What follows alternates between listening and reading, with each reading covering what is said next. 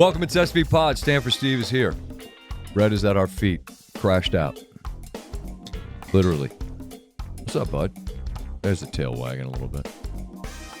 I mean, we took a walk. He took a dump. Turned around quick because he knew it was podcast day. Like, he wants to sleep here, I guess. Like a game day routine. I mean, it's just like, I wish you could see his head when you just say that word. Huh? He gets very excited. We had a home game on Monday in Baltimore. Detroit comes in and gets the big victory. Got NFL sort of assess a monstrous week in college football to discuss. I mean, lengthy, with some sneaky careful. Jack, Rocky Top. Langa. You're going to want that cowbell.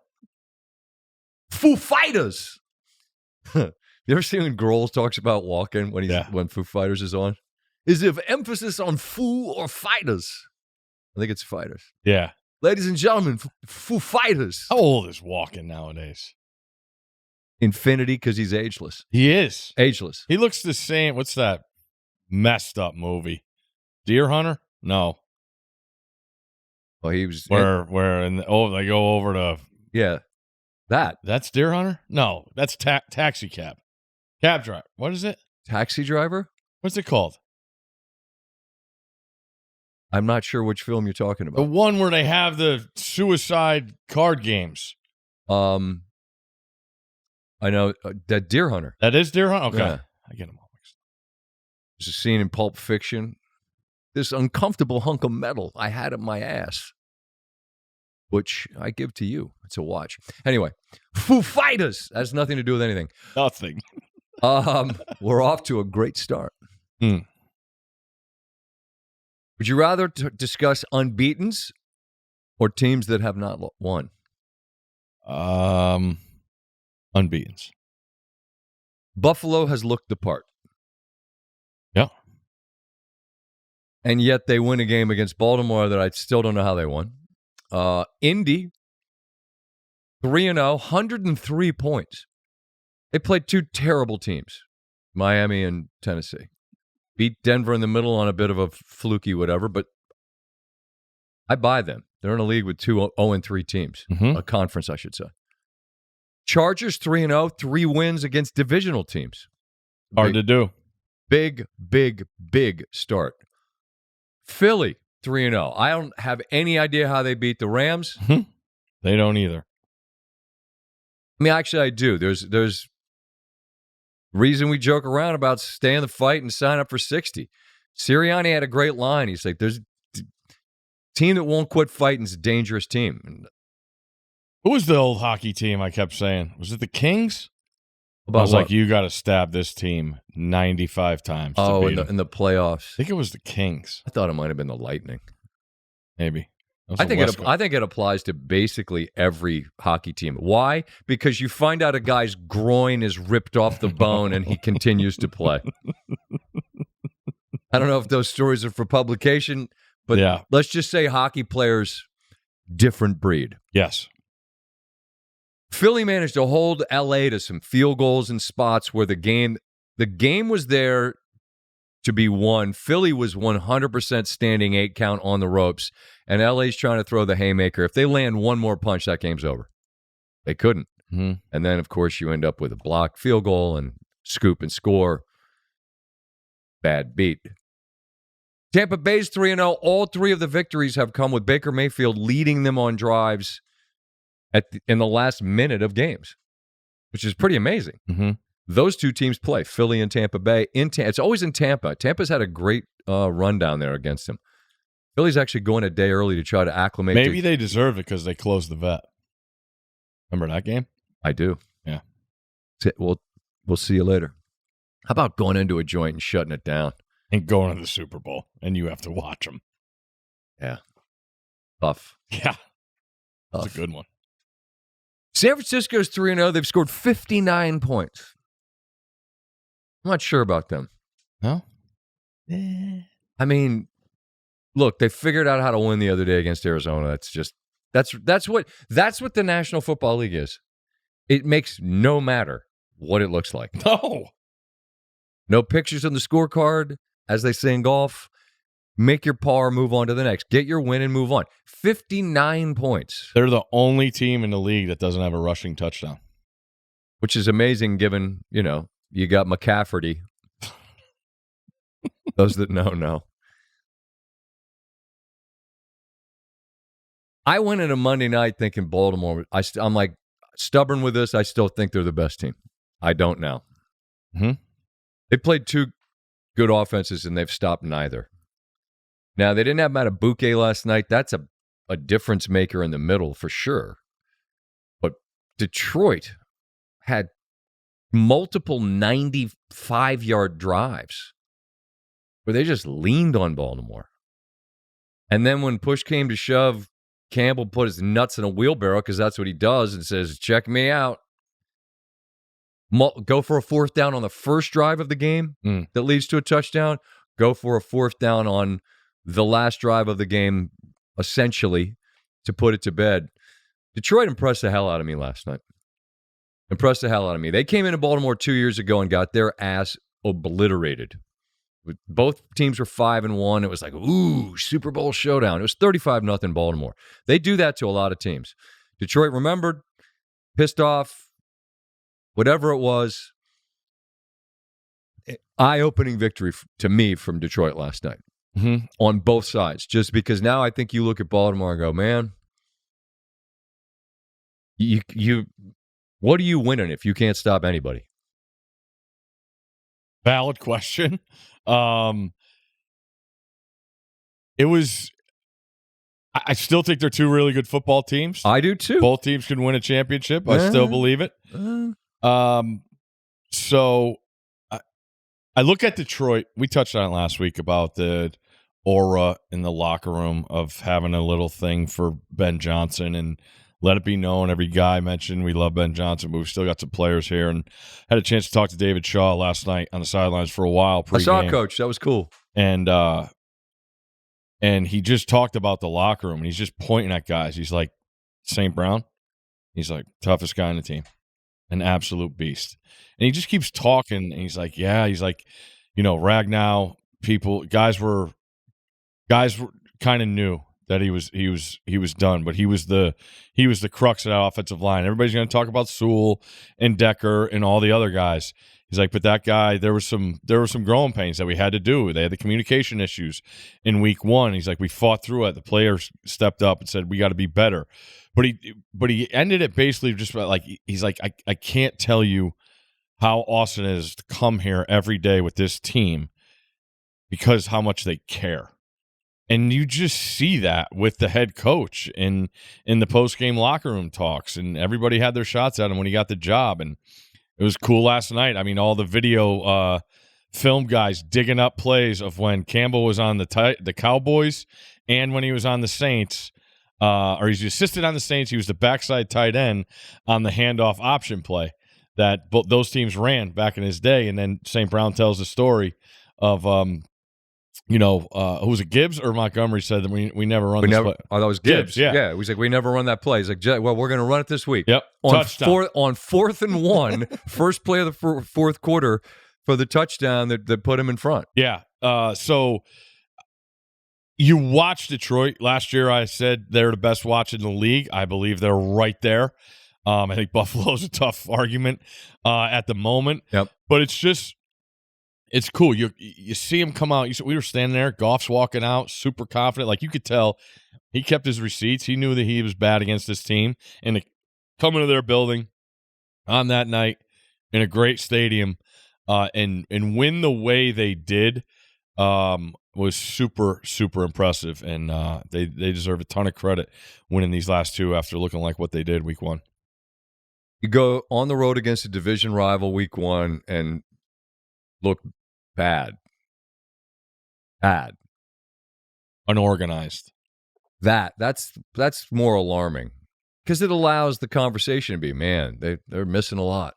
Well, they've still got a lot. 90 points the last 2 weeks. One against a division rival on their home field, the other against a team that's many picked mine to win the Super Bowl. Me too. I think it's a long list of people in our shop that really back them. And it's going to take a ton for me to ever wobble on Baltimore where I don't think they're good, because they're good. This isn't a result that changes that. But it's a result that is eye-opening, because it's still early enough in the season where you look at the two really good offenses they played in their peer group, and they couldn't stop either. Derrick Henry is just sideways with himself. It's 3 games with 3 fumbles. I think you got to give yourself a bit of grace on this one. I mean, the play was wild because Hutchinson got behind him, and the punch-out play is an art form. That's what I always say about it. It's like an art in football. Guys don't try to tackle the player. They try to tackle the ball. And you see him come in with a punch, ball out. And as it is, Baltimore held him to a field goal. Like, you still have a chance. Mm-hmm. But then they've got to punt it back, because the real key in this game, as much as we're going to talk about how cool the Amon-Ra pitch is and the big balls thrown to him on 4th down, they win that game because they sack Lamar Jackson 7 times. Like, to bottle him up and keep him in a place where at any moment, if he sneaks out, good luck. Mm-hmm. I lost count of how many shoestring tackles they made last night, but it was a pot full of them. And that Detroit Lion defense, and it was a talking point on Countdown. Like, Henry's bigger than every backer they've got. And if he gets to that level, I have to see what goes on. I don't know. Well, Muhammad was amazing last night. There was a great scene in that locker room about him getting an opportunity and him saying to the guys, when you get an opportunity, don't let it pass by. You always point out what things are in life, opportunities. Yeah. It's really important. I've rarely ever, this is a fun space for yucking it up. This is real talk. In life, it's about opportunity. I don't care who you are and what it is and how it shows itself. But when it does, if it does, grab and hold on. Make it matter. Mm-hmm. And here's a guy last night showing his gratitude for that on a gigantic stage. He was fantastic. And you add it all up, and Detroit has every right to feel good going home. I will say, Detroit, you scored 90 the last 2 weeks. I don't know if you're going to go berserk against Cleveland next week. That defense is serious. That's going to actually be a compelling watch. There you go. You mentioned opportunity and why they won. To your point of getting Lamar on the ground, they took away opportunities for Baltimore. Two 95-yard drives. Where does that put Lamar? On the bench. He can't hurt you if he doesn't have the ball. And they wanted to run the ball. You talk about what Detroit is with that two-headed monster of Montgomery and Gibbs, who both scored last night, and that offensive line gets going. So it was a very good blueprint to have. I don't know how many teams could pull that off the way it happened, other than Detroit, because of how committed they are to the run game. Yeah, their personnel, and it's.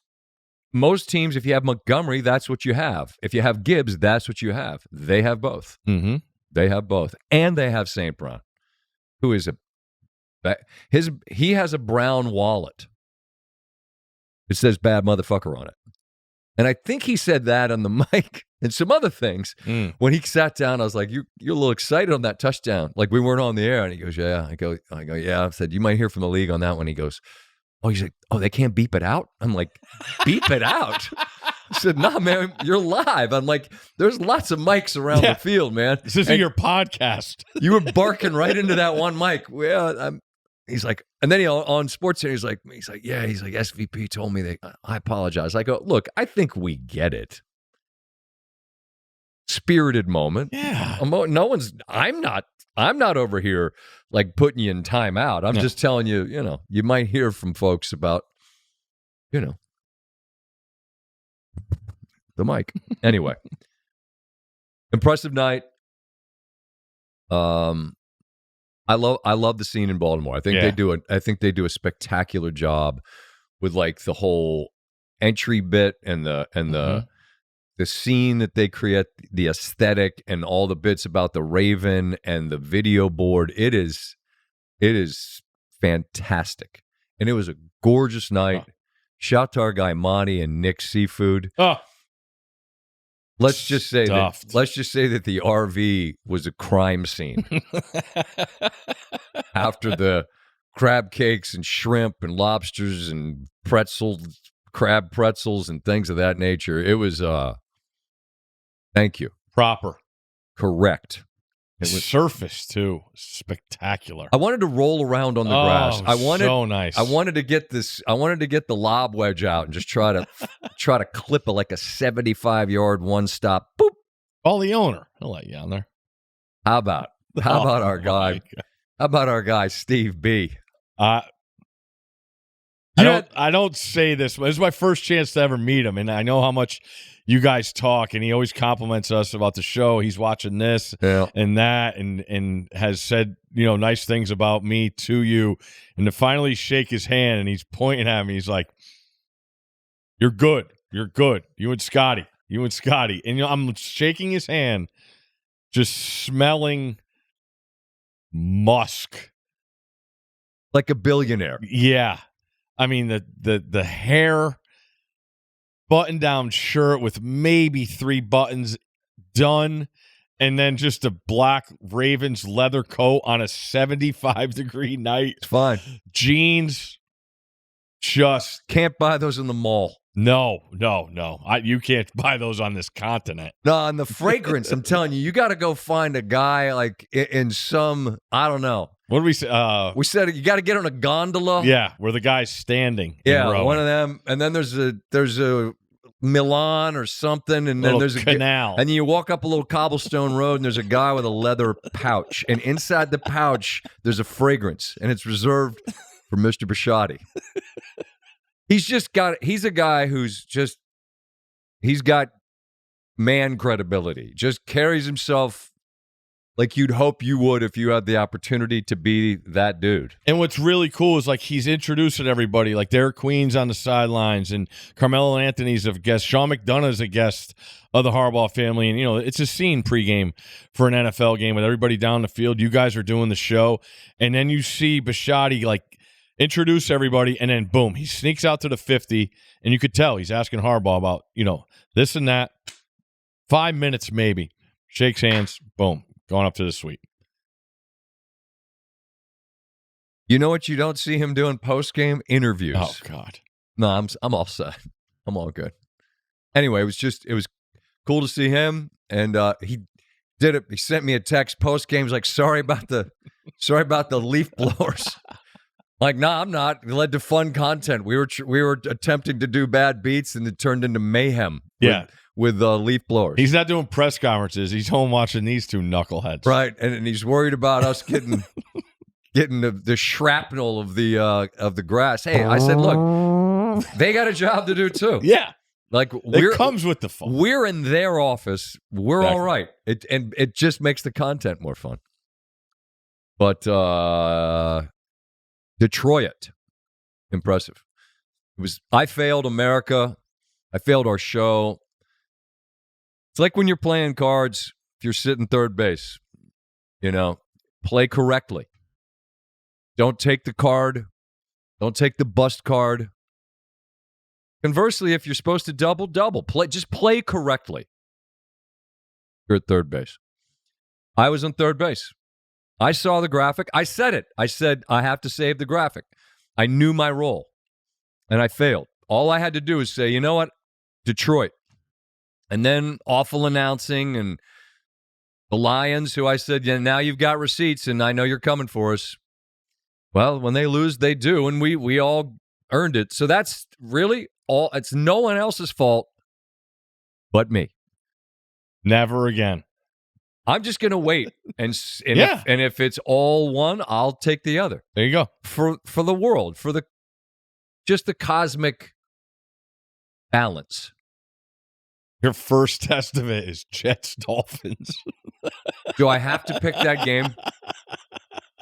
Man, we go from two teams that might be Super Bowl contenders to the New York Jets. 0-3. I don't know what the person we're going to put in the promo is. Against the Dolphins. 0-3. I know what you can play. Hit the Poop Town drop. Poop Town. Imagine that. Imagine Garage Poop Town drop being what we use.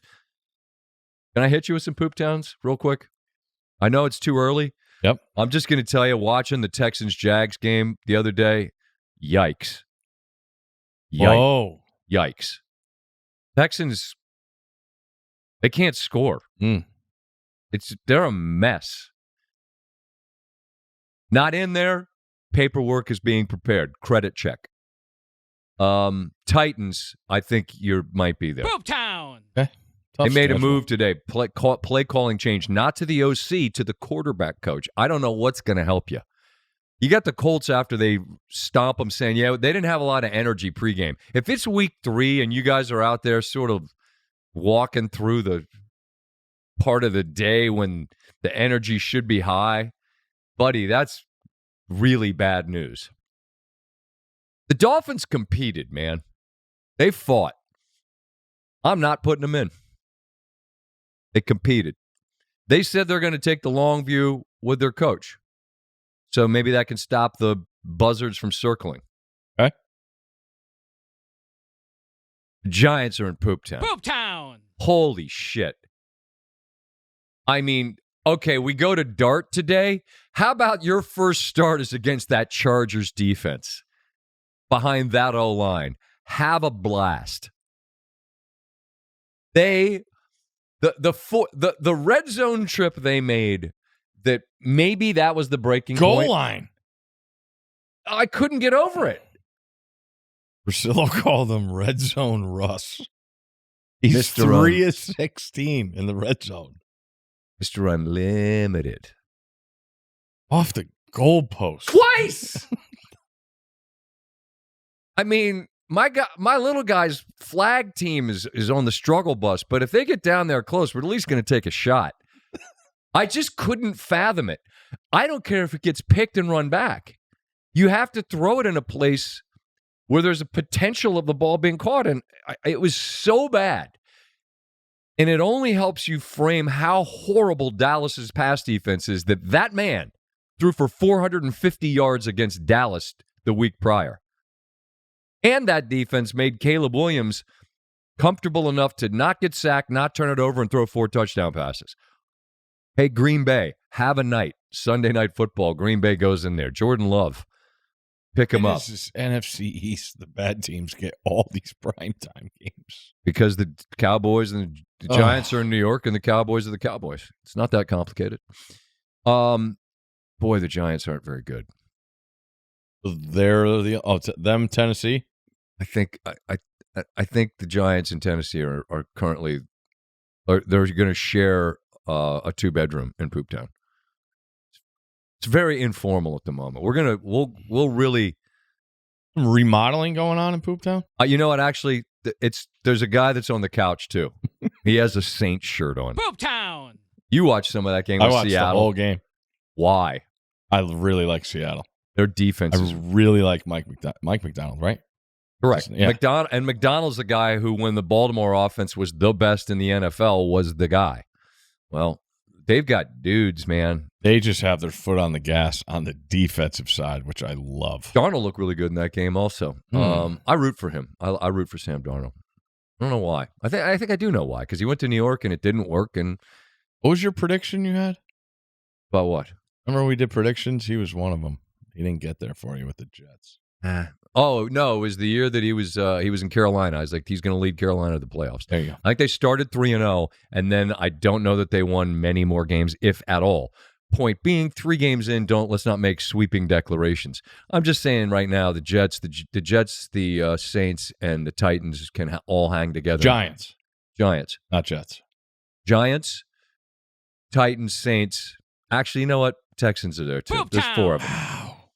It's just a flop Favorite house. to win the division, too. They're so bad on offense. I can't even. I don't know, man. Is it the O-line? Is Stroud seeing ghosts? I don't know. It's too early for me to say definitively. I just know having them on the other day. The Jags-Texans game was just awful. Was it worse than Panthers-Falcons? I mean, from the Panthers' perspective, they were pretty happy. Yeah. Wow, Penix was bad. They fired wide receiver coaches, I think, down there. They had Cousins in there dumping it off late. I don't know, man. You can't. Atlanta played in the Sunday night window against Minnesota, and you're like, wow, look at this team, this defense flying around. Then you go get blanked by the Panthers? What is that? The NFL. That's what it is. Perfectly said. It is. Perfectly said. Baltimore and Kansas City play next week in Arrowhead, both as 1-2 teams. Someone leaves that game 1-3. I have grave concerns about Baltimore's defense, but like watching the Chiefs, I don't know. I'm not the guy with a shovel out throwing dirt on them. I just think they're just ordinary. They look ordinary to me. Now, at some point, Worthy theoretically gets healthy. He is a slight dude. Mm-hmm. I don't know that you're always going to feel super safe with him. Rece Rice is a wide receiver 1. Okay, we all get that. But I mean, I'll just say right now, I like Baltimore better than Kansas City of the two teams. Even after I just said I watched Baltimore play two good offenses, they couldn't stop either one. I don't think the Chiefs have a good offense. Agreed. So you'll have the Chiefs. I'll have them. Yeah, they're a dog at home. That's stupid. That's a GPG situation. That's a general principle game. You're giving Mahomes points. It's just it's a gambling tenet. You're obligated to take it.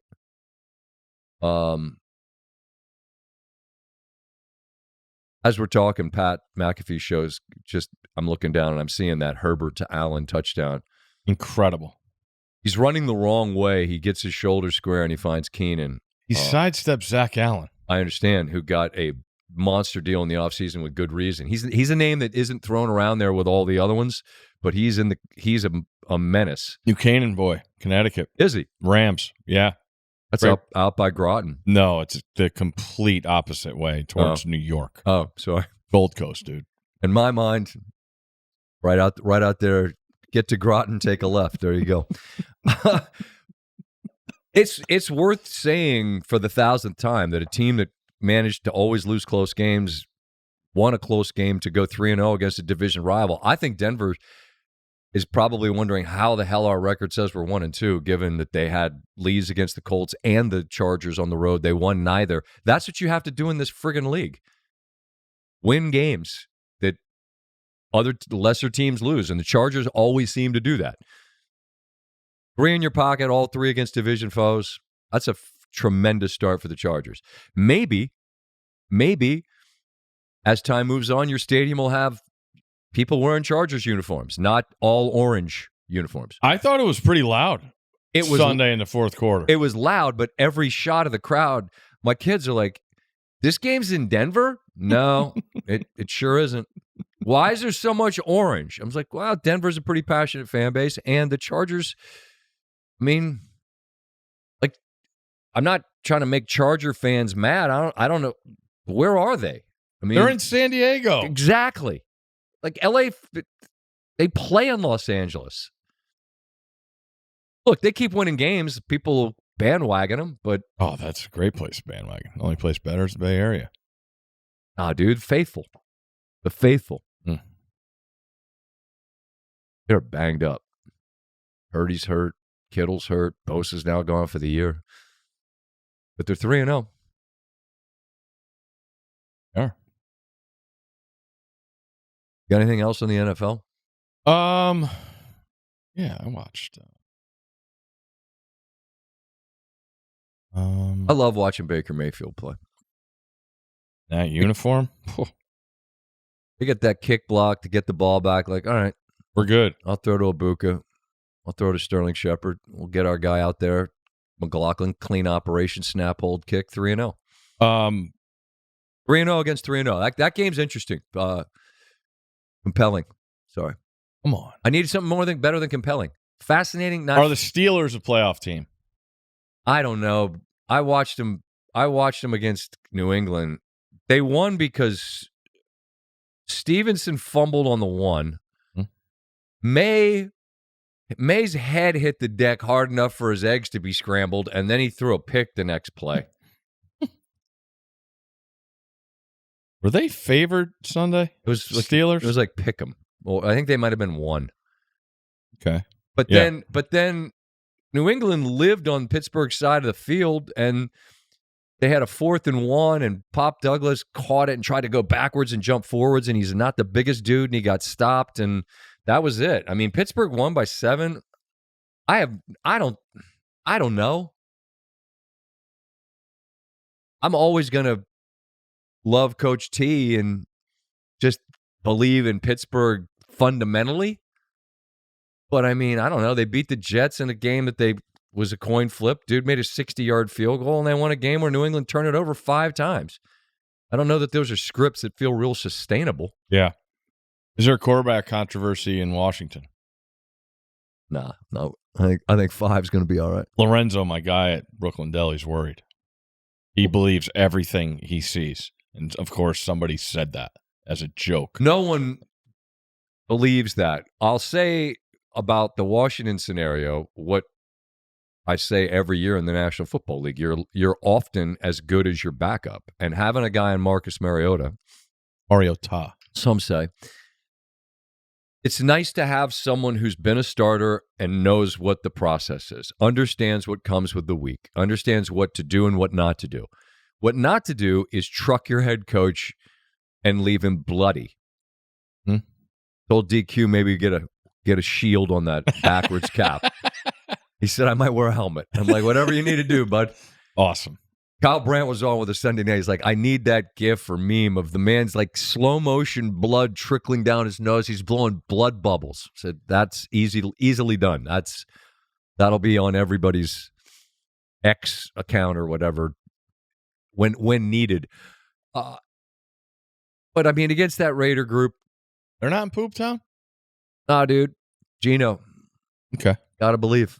I just find it amazing. Now, it's Mariota's... Mariota, sorry. Yeah, it's got to be 13 years in the league. That was 2012. Stanford That's beat a dude him. when you see him walking in, Steve, and you see the gray, you see the salt and pepper. It's like, how is that Marcus Mariota? That's what I'm getting at. I remember being in Eugene and talking to Chip. And he's like, I got this freshman from Hawaii. He's going to be awesome. He's perfect for the offense. In the meantime, Chip's going to the national championship with, what was the young kid's name? Harris. And I'm like, and I see him, like we're at walkthrough. I'm like, he's a child. And in the locker room this week, you see the gray hairs on the back. I'm like, wow.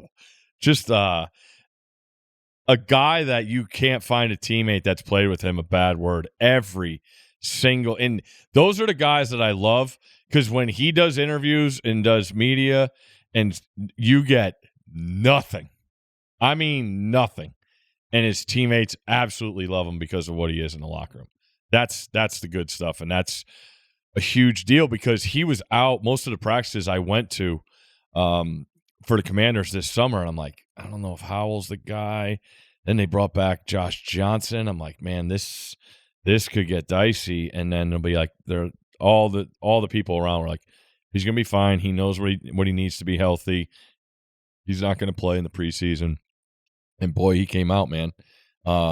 Really, really cool to see. And to your point, you don't know, man. Week to week, you don't know in this league. Look at the Bengals, and so it was really cool. Who do they get now? Who? Washington goes to Atlanta. Yeah, they could win that game with him. I mean, I think Adam was on with Pat yesterday. Adam Schefter just talking about just the notion of what I'm saying, that when you have a backup that you trust, who understands what I just said, what to be, and more importantly, what not to be. Mm-hmm. Don't put the ball in harm's way. Don't make the mistake that's going to hurt us. Make enough plays where we can win the game. And I mean, all due respect, like you're playing the Raiders. You're not playing one of the best teams in the league. So, I mean, it's set up well for them in that spot. Atlanta, I don't know. I'm not going to sit here and disparage them because they're the same team I watched go to Minnesota and look really good. And then they went on the road and laid an egg. I would expect a bounce back week from the Falcons. I don't think Washington waltzes in there with their backup. And it wouldn't be an easy thing, but Let's say 3.5 or 1.5. I can't tell. Oh, there you go. 1 and a hook. I mean, there's you don't know at the moment. You don't know at the moment who your quarterback's going to be. Okay. Speaking of backup, who now is the starter? I mean, I don't want to just pass over the news that on this day that you and I are recording this, Dart's named the starter. Not surprising, given what we just discussed and how bad it looked particularly in the end of that game. It just feels hopeless. I mean, I don't understand how Giant fans or Jet fans do it. I mean, it's been a prolonged period of just absolute buns for both teams, both franchises. And like when we land in New York to go into the city to do countdown, you drive by and there's just like this big ass parking lot, and here's this charmless stadium that sits out there where the old one did. MetLife, dude. I saw Taylor Swift there. Cool. It was way better than any NFL game that's been there. I just don't get how in that incredible place that you're not able to come up with a stadium that feels worthy of that place.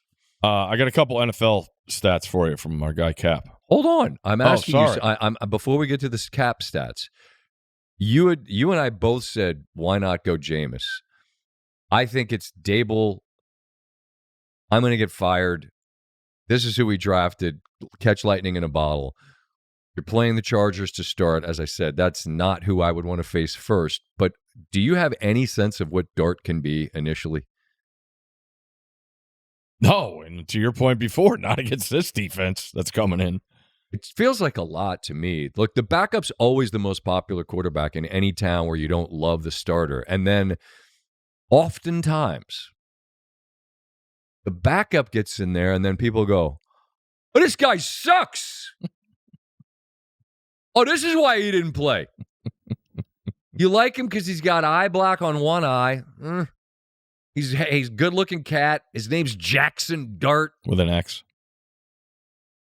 He's got swag. Got juice. You guys like friggin' cutlets when he got in there. You're the same town that fell in love with that guy. Come on. You just want anything other than what you've got. And I understand.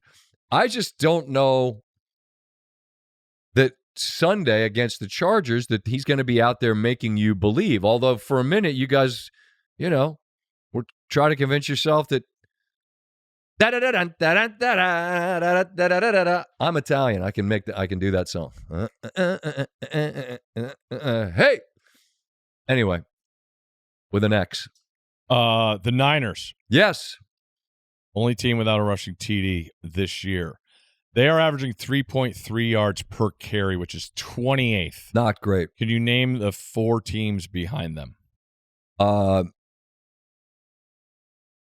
are rushing for less per carry. Yeah. The Titans. No. No, I can't. Cincinnati. Yes. Chase Brown. Seattle, Las Vegas, and Pittsburgh. How about Genty? This is why I couldn't understand why everybody and their mother was drafting him in the first round. I'm like, what? Do you think that they have a great O-line? How about Hampton? Omarion?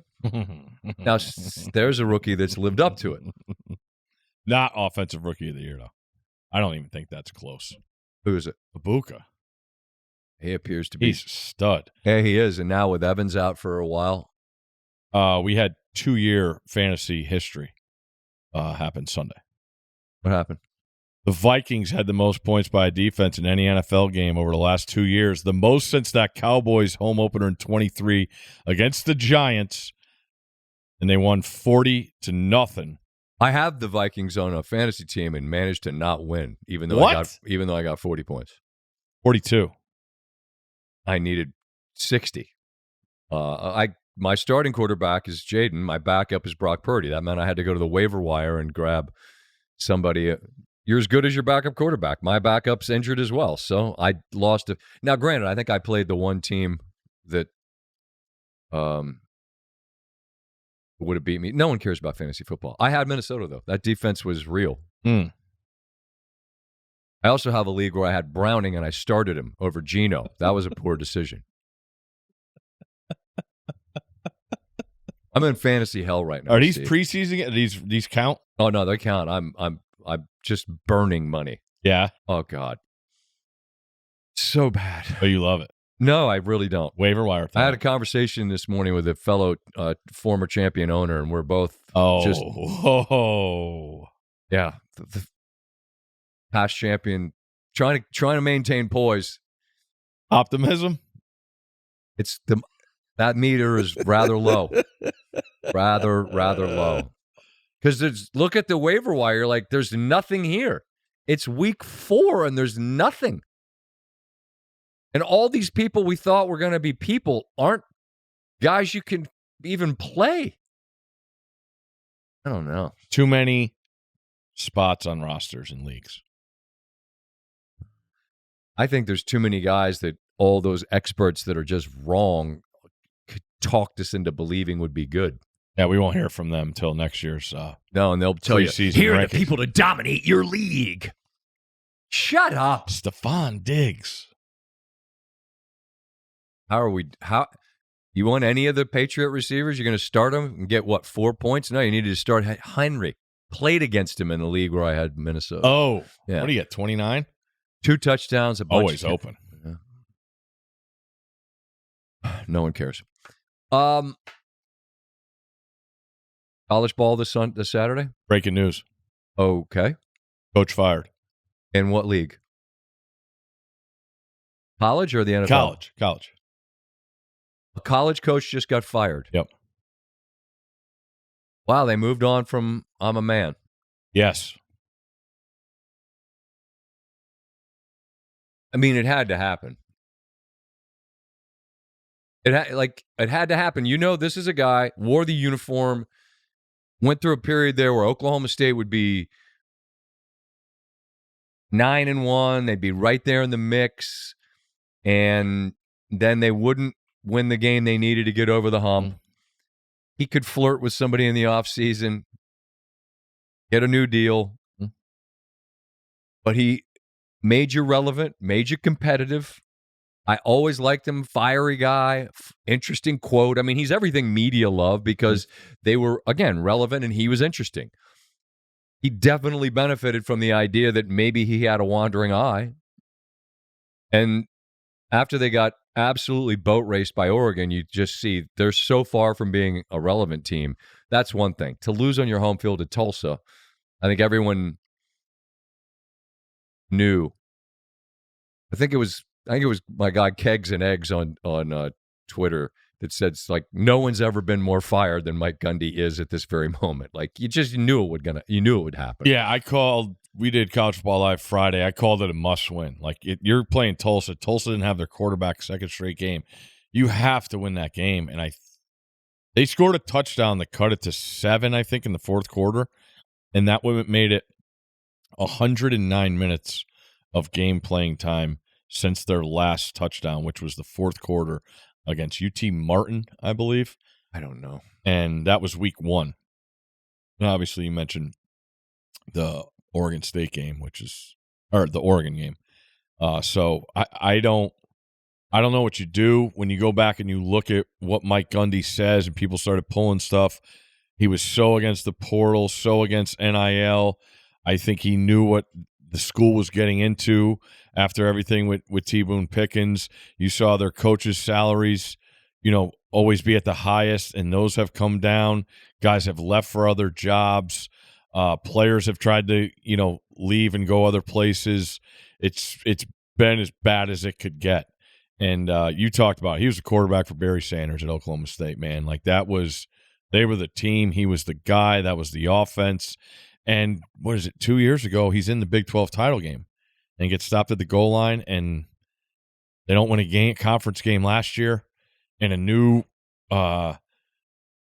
realignment deal where, teams like Houston and Central Florida and Cincinnati are coming in, and they're talking about being at the bottom. And there we are with, I would guess, one of the longest standing Big 12 teams.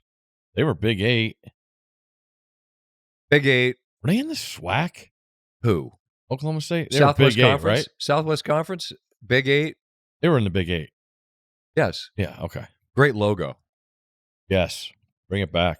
It was a legitimate big Who's 8. in it? Who's in it? Who's in it? No one knows.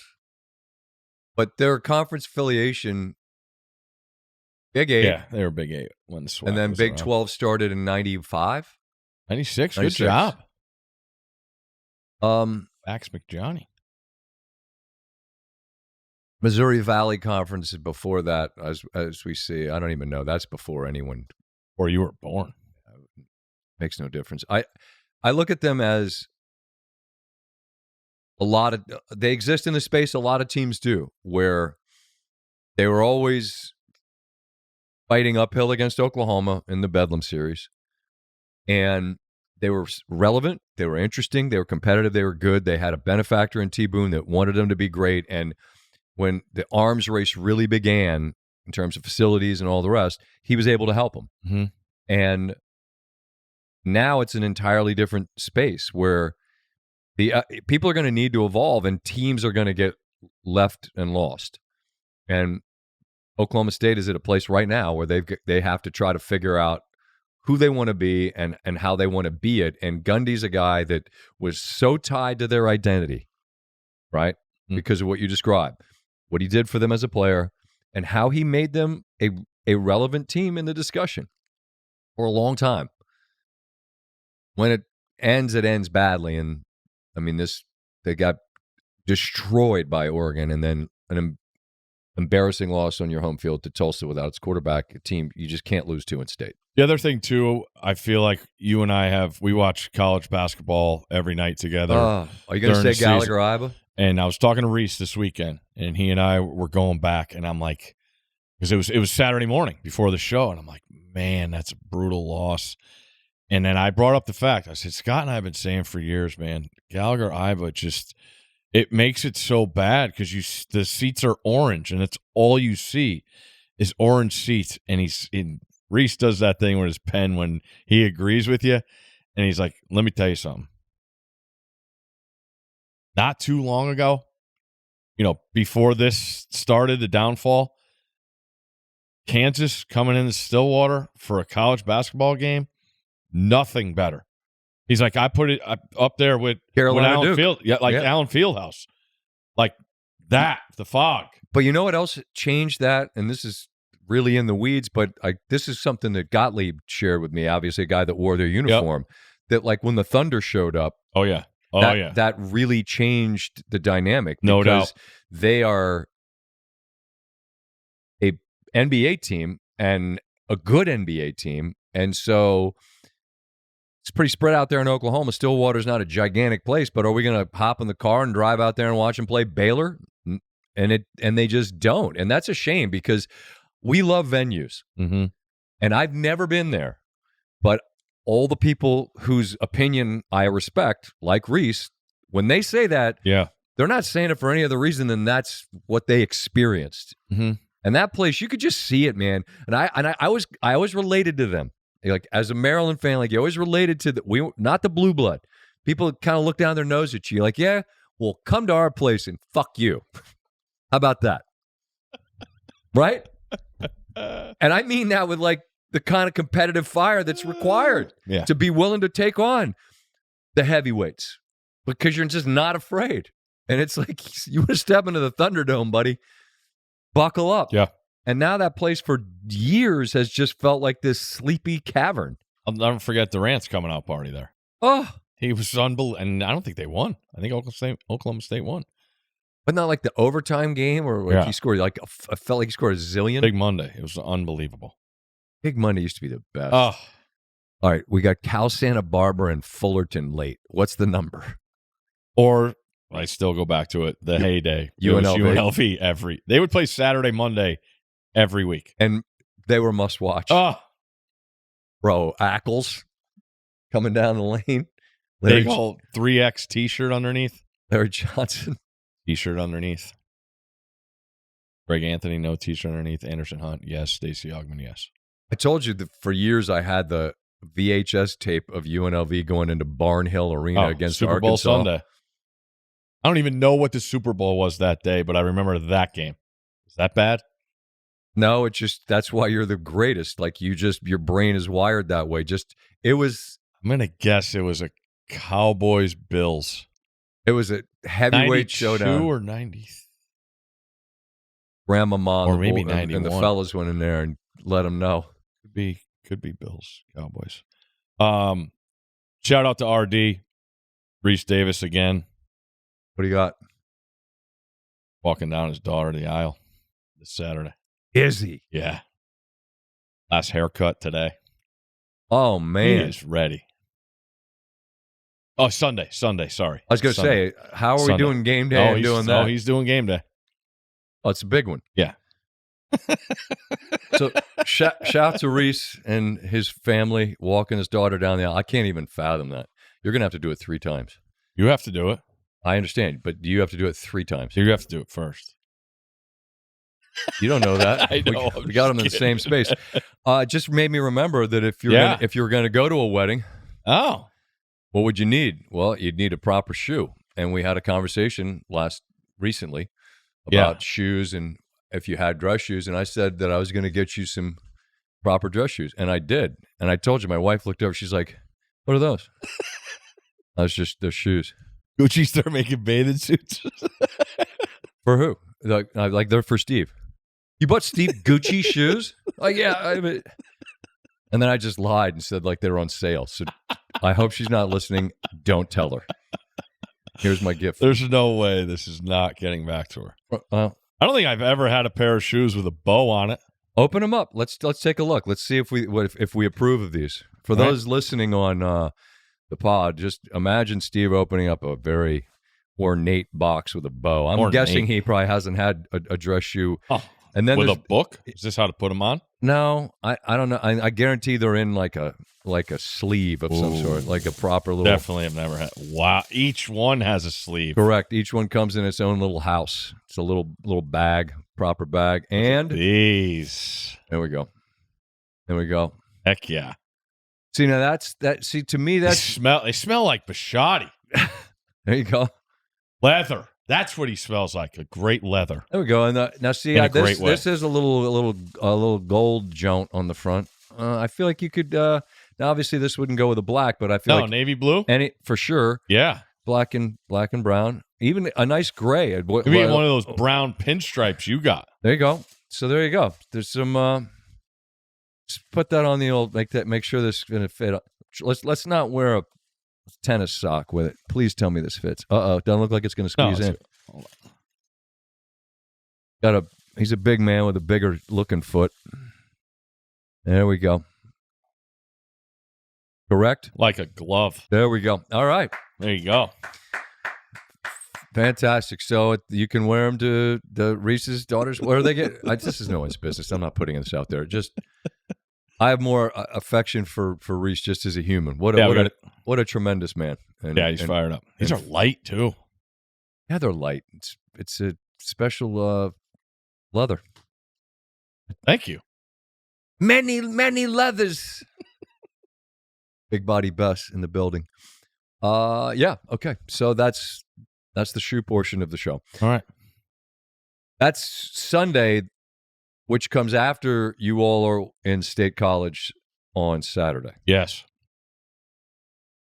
The media people that talk about everything, do they point out that y'all are game day is going to the game that's not our game, or they just point it out when they can say game day takes criticism for going to the game that isn't our game? Yeah. Okay. Just checking. Sorry to Georgia fans. I guess they're upset. We've been to every single one of the Georgia-Alabama games since Kirby's been the head coach. And listen, there's a case to be made for that as a gigantic game, which it is, but it's not as big as 3 versus 6. And so what game day does is go to typically among the biggest games. I know you're on Penn State. And I'm gonna definitely end up talking myself into that. Good. They don't lose at home at night. That's what they say, That's right? what their fans tell me. Oregon's impressed me when I looked at them, but I just can't tell if if they've been in the ring with anyone even close to them. Penn State, we know, hasn't. But I also think that there's something with Penn State, much like Georgia before they played Tennessee, where you've got far more aces and faces in the deck than you're playing because you just don't need to. Mm-hmm. So that'll be the interesting thing. What have you been sitting on? One observation I'm getting, you're Big Ten Scotty. You could probably do this off the top of your head. Go ahead. But I think of Penn State, Beaver Stadium, Big Ten football. Mm-hmm. How many other teams play on natural grass? In the Big Ten. Northwestern. Purdue. Mm-hmm. USC. Mm-hmm. UCLA. Yep. Illinois, Indiana, no. Minnesota, no. Rutgers, no. Maryland, no. Washington, no. Michigan, no. Ohio State, no. Michigan State. Michigan State. State. Five of what? 28 teams in the Big I Ten? believe there are 43 teams currently in the league. But Iowa. Did you say Iowa? Iowa. Oh, wait. Are they still? Yeah. I think. I don't think so. So that's fake. I think Iowa's fake. Corn. There's crops. There are crops in the end. In the end zone, there's crops in the end zone. Can we Google if Kinnick Stadium? What is it? What is the surface? I think it's field turf. I think you're probably right.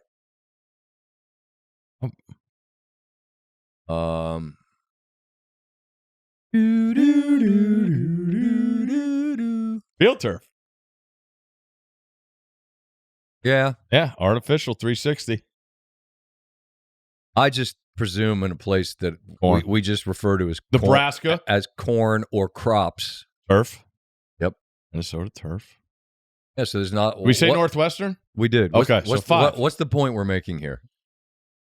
I feel like it's an advantage. Playing on grass? Yes. Like you think of Oregon, right? The speed. Meep. You know? Yeah, I watched them jet sweeps, deep balls. I watched them going to Northwestern, and Northwestern is not the same as Penn State. No cover. Well, right. Northwestern was in winners. That's when winners. 0-1. That's when winners were good. And maybe that'll be my stat. Oregon 0-1 on grass. On grass against the spread. Give me the whiteout. Port in a storm. Like to hear, I haven't been to a night game whiteout with a game day attached and been part of the whole thing. Uh-huh. To hear Rece talk about it, to hear Desmond talk about it, to hear Jimmy G, our producer, talk about it, Herbie, those guys that have been on the show, they will take this over any day for a show and a game. And that's a credit to a fan base that thinks very highly of themselves because of what they could do in this situation. I cannot wait to see it in person. You often say that, and I think that's one of the things I appreciate about you so much is that we both are venue people. Mm-hmm. Love to see a great venue. It's such a great gift to be in it and experience it because it's an amazing thing to be amongst 100,000 plus people, like-minded people, all hoping to will their team to a win. There's an amazing energy to that. And you talked about how much Oklahoma, you're like, okay, that's real, that's serious. But there's levels to this. And in no way is saying that this is the best means that Oklahoma's not great. It is. Oh. But look, I've heard Herbie talk about it, and he's been doing this for decades. Mm-hmm. That's it. Yeah. I get one. It's a whiteout in Penn State. Give me that. So we'll see. They have a built-in excuse. Which is? If they lose, uh-huh, they could say, stadium's under construction. You chose to do it. Yeah. No one came in with a Bob the Builder and a big hammer and said, we're going to start putting lug nuts on your stadium. No, I can't wait. Maybe go. Is the Creamery open for lunch? Lunch Thursday? I don't know. Practice? Not sure. Options. I don't know options. We were there on Halloween night last year. Whoa. Yeah, I imagine that's probably. Champs, watch out. Yeah, you told stories about that, right? Yeah. What happened? I think was it the cigarette story or something? What happened? No. I was waiting in line in between the Joker, Bob the Builder, and some whore. I was gonna say some aggressively dressed female character. I don't. Sorry that I went there. I mean, somewhere along the way, we've covered this. It was like, I know what I'm going to do. I'm going to be a slutty blank. Nurse. What cop? Like, it's not. I can't be a nurse or a cop or whatever. I got to be a aggressively sexualized version of that. This is so going to come back and bite us in the face. 15 yards on me for using the word whore. I take that back.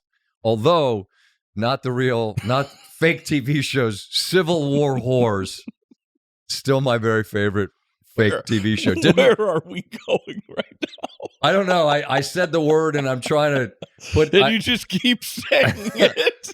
I won't say it again. I'm sorry. Oh, and hey, and by the way, when it's Halloween, do what you want to do. You're only in college once. Yeah, man. I'm not anti. It's just don't know when that happened. It rhymes with roar. Right. Sorry, everyone. What was it? What happened though? Some guy came up to you. I derailed the whole story. Oh, I forget. It doesn't matter. It's college. Go get him. It's Penn a college campus. I can't wait. We're on the main lawn, whatever that means. I need to look at the top 25 all day schedule because that's the game. Georgia Bama is not too far behind. That number to me is Georgia Bama seems low. Over seems low. Oh, Ole Miss favored. Ole Miss and LSU, Tennessee at Mississippi State. Careful. Indiana at Corn. On the field turf. Oh, over a touchdown now. Is it over a touchdown? Who was the one you just said before that? Tennessee, Mississippi State? Yeah. What's that number? Auburn A&M. Auburn's going to be my Florida this week. I'm going to have them again. Yeah. I'm going to have them again. Same spread. Be careful. Fine. Give it to me. I think Missouri's probably going to eke past UMass. I don't think that's one we need to worry about. Is that in Amherst or Columbia? That's in Columbia. Yeah. They went to Amherst last year. Right. And I remember when that happened, I'm like, how did this game happen? Yeah. What is this even? What are we even doing? But it's a loaded weekend of games in like I said, Tennessee, Indiana, LSU, Ohio State, Washington. Careful. That's the most compelling game to me. Notre Dame, Arkansas. I understand Arkansas lost 2 games in a row where they were going in for touchdowns. Just Irish. You don't have a lot of wiggle room. Not losing that game. It's Notre Dame. Okay. Okay. My guy Green out there slinging it. Come on. Okay. Watch out, Seminoles. I agree with that too. That Virginia you see offense, what Virginia's doing? I didn't. They replicated the exact uniform they wore when they beat Warwick Dunn and Cannell in '95 for the first ACC loss of Florida State's tenure. I don't know. What they the right played word that is.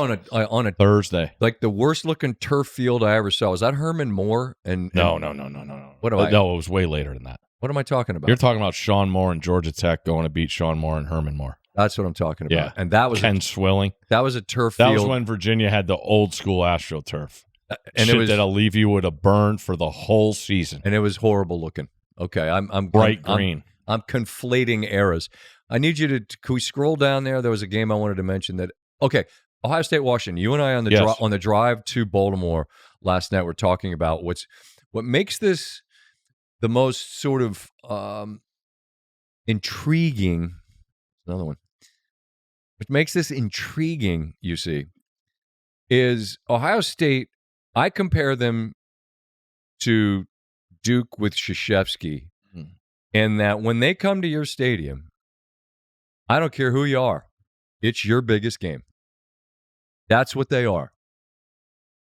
They go to Penn State, It's your biggest game. They go to Michigan. It's your biggest game. They went to Oregon last year. Your biggest game.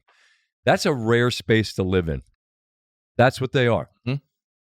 They've never been to Washington, at least not in recent times. Mm-hmm. That place you've explained is serious and real. Yeah, I could go on for days about how real it is. It's the loudest place I ever played in. I'm lined up at tight end. We're trying to audible at the line of scrimmage, and I'm from me to you. Hot round! No chance. No chance of hearing. And I'm just saying, yeah. What mateers? That was one of our loyal podcast listeners pointed out. That was terrible. I loved it. I'm just saying. Yeah. It's your first road start, and it's at a place where Stanford Steve, who saw some stuff, says loudest place he ever saw. And that Washington offense can hang numbers. So that is classic spot of when you look at an Ohio State schedule, do you just peruse down and blow past this Washington trip like, okay, that's a win? Because if you do, that's a mistake. That is an intriguing matchup for all the reasons that I just sort of described. I do not bypass it knowing what that place can be. Husky Stadium is as good as there is when you want to talk about home environments. And everybody talks about the boats and sailing in, and it's nice, and people got their wine, look at the houses and this and that. But when you're on that field and you look up at those goddamn overhangs and you hear them dogs barking, and you just, I mean, it's purple everywhere, and you're like, what the hell is going on? Speaking of old stadiums that had the original AstroTurf, oh man, it's awesome. And to your point of being the Duke of the sport, the reason you are is because you go in and you take care of business. Correct. In these games. That's a great thing to make sure we point out. And to that point, you got a lot of new faces that you have a lot better idea than you or I that are not at practice every day. Correct. Have a feeling. And I said this about Texas and Ohio State before they played. These teams are going to be way better in a month than what they look like that first Saturday that we blew the expectations off that game. So a normal Ohio State team that is ranked number 1, which we've seen plenty of times in our life, goes in, runs the football, doesn't turn it over, plays good defense, and gets out with a win. I just want to see it with this group because Demond Williams can go. That the running back Coleman is as physical a runner as you're going to see. And great defenses travel.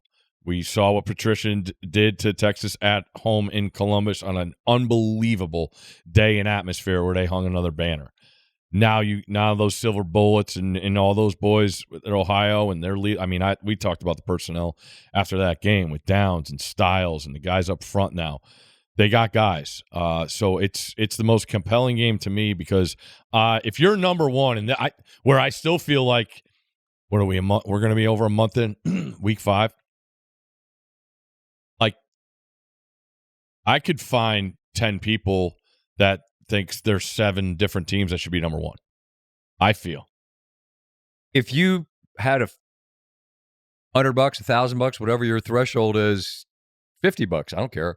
Right now on who wins the college football playoff, by all means, speak up. I did a segment yesterday on the bet show at the Ravens Stadium. Miami's still 14-1. Pretty good odds on a team that's look pretty good. I mean, so, and to everybody in the Big Ten's eye looking down the road, if Ohio State wins this game convincingly, covers, whatever, they're going to the playoff. They go to Champaign. They get Penn State at home. They go to Ann Arbor. I've said for a while, a 3-loss team is getting in. And at worst, that would be them.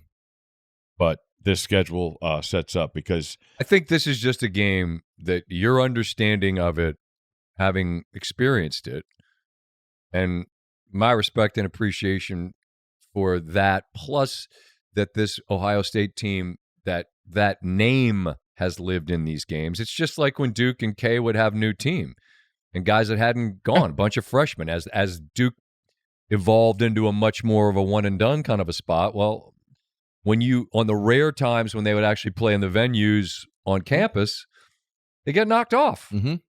Because especially when they would play in early, November in the season, they don't know who they are yet.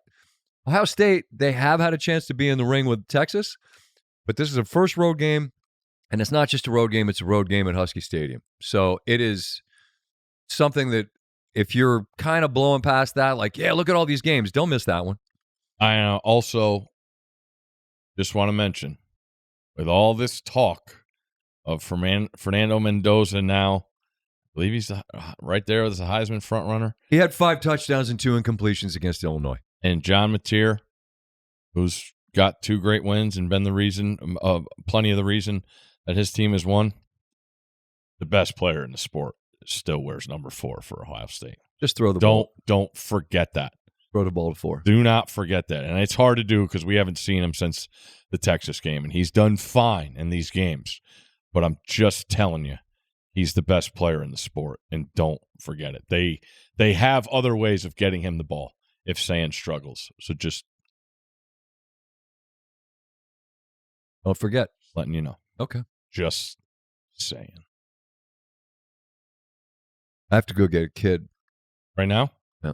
All right. Can we do quick 90 seconds on our guy, Will Compton?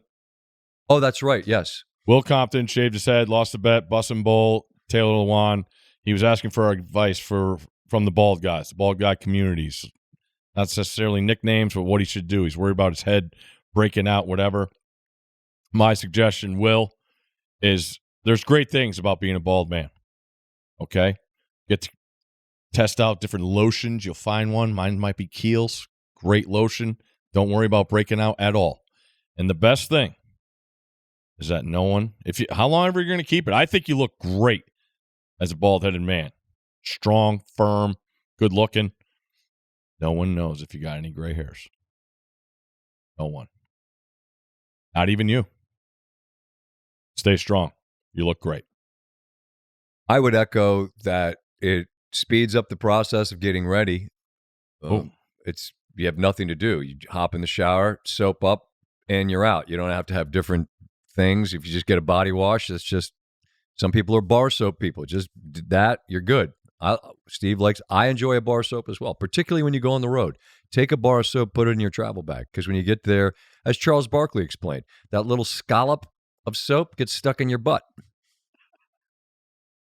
That Charles said that, not me. Also a great bald-headed man.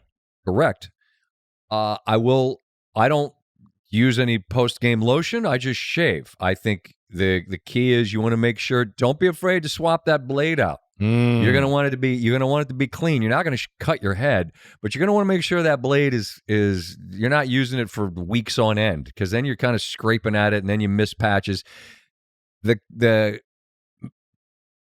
do I put this?